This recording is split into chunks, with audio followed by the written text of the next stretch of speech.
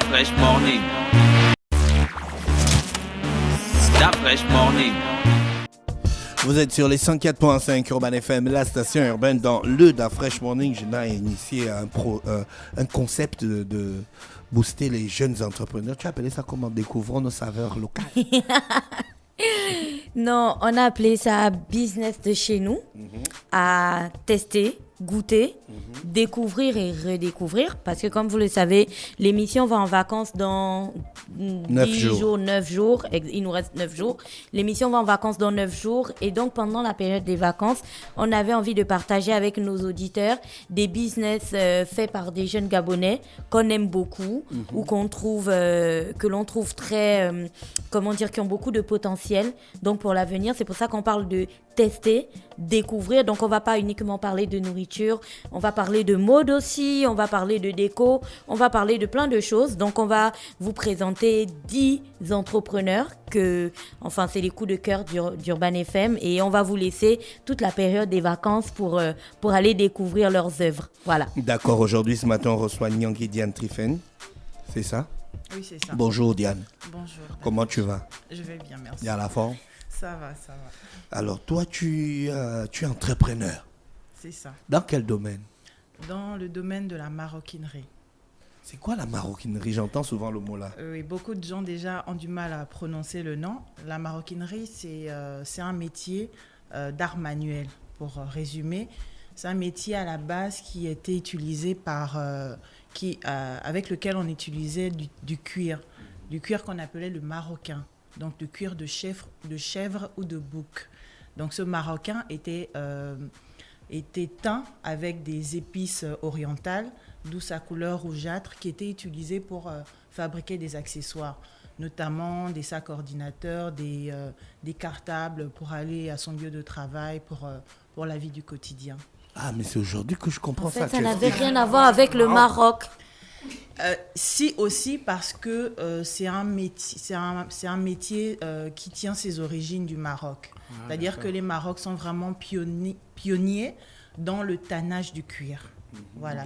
Ils le faisaient de façon très artisanale avec des espèces de fosses où ils mettaient le cuir donc la peau d'animal pour enlever le poil et le rendre utilisable pour des accessoires. Donc voilà. Ceci explique cela. Exactement. Comment toi t'es rentré dedans alors? Comment je suis rentrée dedans? Je pense que je suis rentrée dedans un peu comme Obélix. Voilà. Je suis tombée dedans sans l'avoir sans l'avoir anticipé. Je ne savais même pas. C'est-à-dire que lorsque je travaillais, j'avais tendance à dépenser des sommes folles pour des sacs. Je pense comme pour beaucoup de femmes. Voilà. Mais je me suis rendu compte que j'avais un penchant très prononcé pour la chose. Et j'ai dit, écoute, aujourd'hui tu es maman, tu ne vas pas tout le temps acheter des sacs et enrichir des grandes marques. Pourquoi tu ne te lancerais pas là-dedans, tout simplement? Et puis c'est vrai que ça s'est fait dans une phase où j'étais au chômage, donc je cherchais, j'ai fait une introspection, voilà, et je cherchais quoi faire de façon à ne plus jamais dépendre de qui que ce soit. C'est la phase-là qui est intéressante. Voilà, de façon à avoir une activité génératrice de revenus, de façon à ce que si aujourd'hui je me retrouvais dans une entreprise ou dans une situation inconfortable, je saurais tout simplement que je saurais me relever. En fait, tu as décidé d'aller donc d'abord il y a la passion du sac et puis aussi derrière il y a rechercher une activité génératrice de revenus. Donc les deux vont de pair. Une activité génératrice de revenus dans ce que j'aime. Voilà. Tout à fait. À la base, il faut dire que je suis passionnée. Tu es passé très vite sur quelque chose avant d'arriver à la passion. Tu es passé très vite sur quelque chose. Tu étais au chômage et puis tu as décidé de te lancer. Il faut que tu nous parles un peu de cette période parce qu'il y a beaucoup de personnes qui disent « Oui, mais moi j'ai décidé de me lancer. On se lance comment? On se lance avec quoi? On se lance en partant de quoi ?» Je pense qu'on se lance d'abord après une remise en question, clairement. Il faut une remise en question et une hargne et une grosse volonté de réussir malgré la difficulté. Donc, j'ai été dans une entreprise pendant 5 ans, une agence de communication qui malheureusement a fermé. Et donc, je me suis retrouvée au chômage et je me suis questionnée, je me suis demandé, mais qu'est-ce que j'aimais en réalité, dans quoi je pouvais me lancer. Et pour moi, la maroquinerie a été une évidence. Donc, ne sachant pas coudre et n'ayant pas fait une école dans ce domaine, j'ai décidé de me former de façon autodidacte. Donc, je suis allée sur Internet. J'ai beaucoup bouquiné sur les réseaux, je peux dire sur YouTube, sur comment fabriquer avec des tutoriels et tout ça. Et donc, je me suis lancée comme ça. Mon plus gros investissement a été l'achat d'une petite machine à coudre. Et puis tout ce que j'avais sous la main, ça passait dans la maroquinerie. Et où as-tu trouvé l'argent pour acheter la machine à coudre ? La machine à coudre, c'était les derniers revenus que l'entreprise nous donnait à ce moment. Bon, quand l'entreprise est en déclin, ça s'arrête pas du coup. Hein. On a les prémices, on commence à ne plus être payé de façon régulière. Voilà, ça a été avec cet argent. Bon, c'est une machine qui m'a coûté 110 000 francs. J'étais salariée, donc c'était pas, je pouvais faire cet investissement-là. Mais pourquoi quand l'entreprise a fermé, quand tu as perdu ton travail, tu n'as pas directement décidé d'aller chercher un autre boulot quelque part ou, pourquoi avoir choisi de te lancer toi-même dans l'entrepreneuriat? Oui, c'est une très bonne question. Il faut dire que j'avais déjà un certain nombre d'années d'expérience professionnelle. J'estimais avoir fait un peu le tour de mon secteur qui tournait autour de la gestion administrative, avec tout ce que ça implique. Hein. Et je pense qu'à un moment donné, j'en avais un peu marre et j'étais à la recherche de quelque chose de motivant qui me donnerait envie de me lever chaque matin. Et quels ont été tes premiers clients? Comment tu as fait pour avoir tes premiers clients?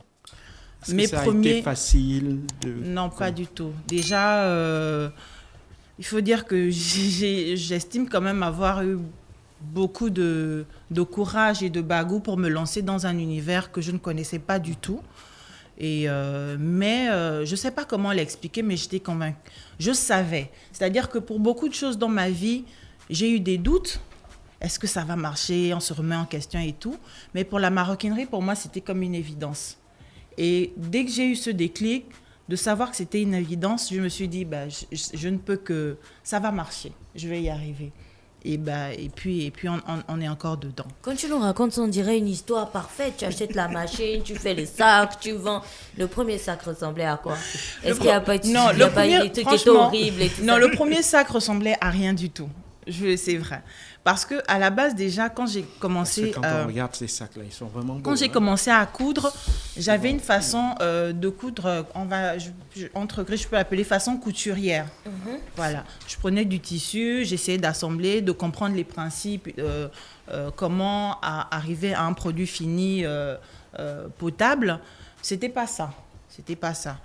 Et à un moment donné, je pense que j'ai fait le tour pendant, je crois, 1 an en autodidacte et j'ai cherché où me former ici au Gabon.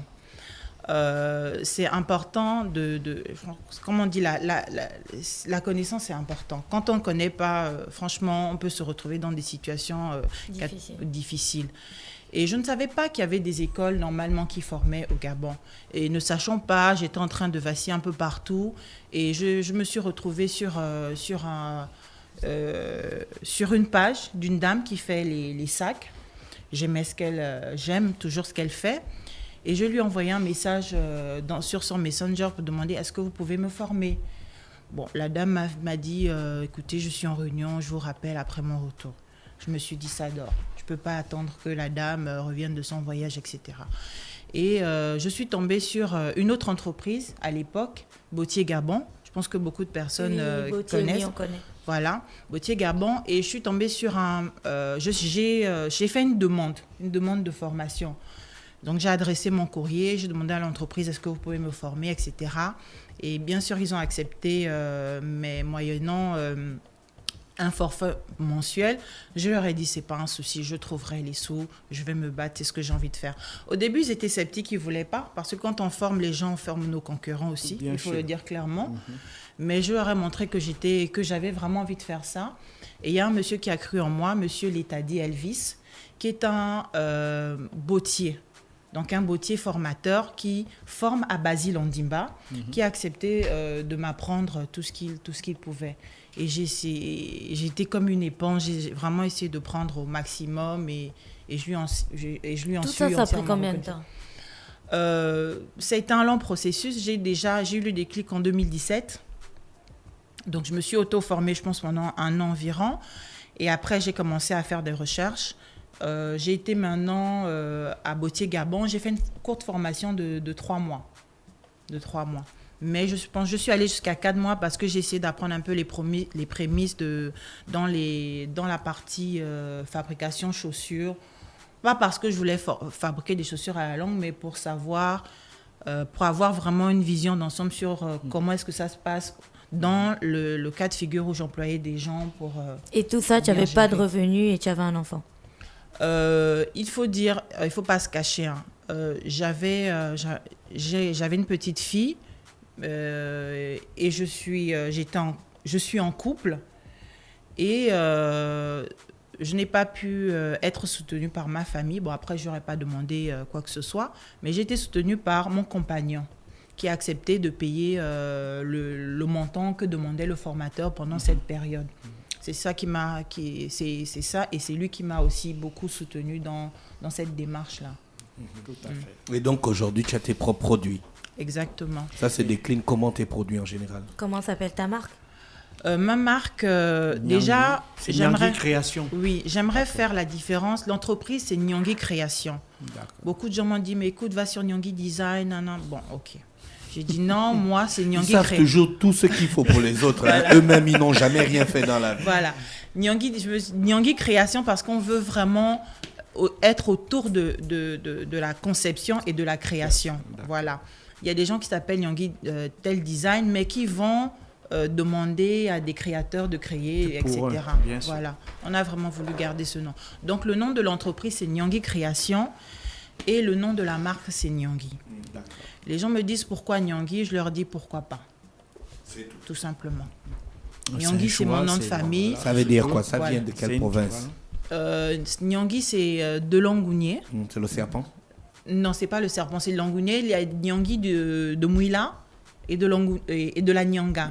Donc, c'est Langounier. Il y a beaucoup... il n'y a pas que les Nyangui à Mouila. Il y a Nyangui un peu dans le sud du Gabon. Et Nyangui, c'est la mère qui nourrit. Ah, d'accord. Chez les Pounou. Après, je ne sais pas pourquoi, je n'ai pas forcément... Voilà. Mais bon, c'est l'étymologie du nom. Donc, aujourd'hui, tu as combien de produits phares? Les sacs, les chaussures, les robes, c'est quoi exactement? À ce jour, on aurait du mal à les compter, mais on peut aller sur une centaine de produits. Pour vous dire, très vite, j'ai dû me doter d'un logiciel de gestion. Pourquoi? C'est-à-dire logiciel. Oui. Tu es rapide. Oui, je suis très rapide. C'est-à-dire que même à la maison, on me disait, mais tu veux faire quoi avec un logiciel? Je dis, c'est parce que tu n'es pas dans le métier que tu poses la question. Vous savez, un produit, dès que vous changez quelque chose à ce produit, il n'est plus le même produit. C'est clair. Si vous mettez le courrier à gauche sur un produit X, le courrier à droite sur un produit Y, c'est 2 produits différents. Et à un moment donné, même pour le créateur, c'est très difficile de suivre tous les produits. Donc, il fallait que je travaille sur un système de codification, un système de référencement de mes produits. Et manuellement, c'était fastidieux. Donc, j'ai dû vraiment quand je dis logiciel de gestion, ça fait grand. Mais l'entrepreneur a ceci de particulier, c'est que il cherche des solutions partout. Donc, j'ai trouvé un logiciel qui ne m'a pas coûté trop cher. En tant qu'entreprise individuelle, ça faisait l'affaire. Et si je prends de la part, au moment où j'ai commencé à enregistrer mes produits, à ce jour, je suis au 0,71. Donc, 71 produits différents référencés. Mais ça, c'était à partir d'une période précise.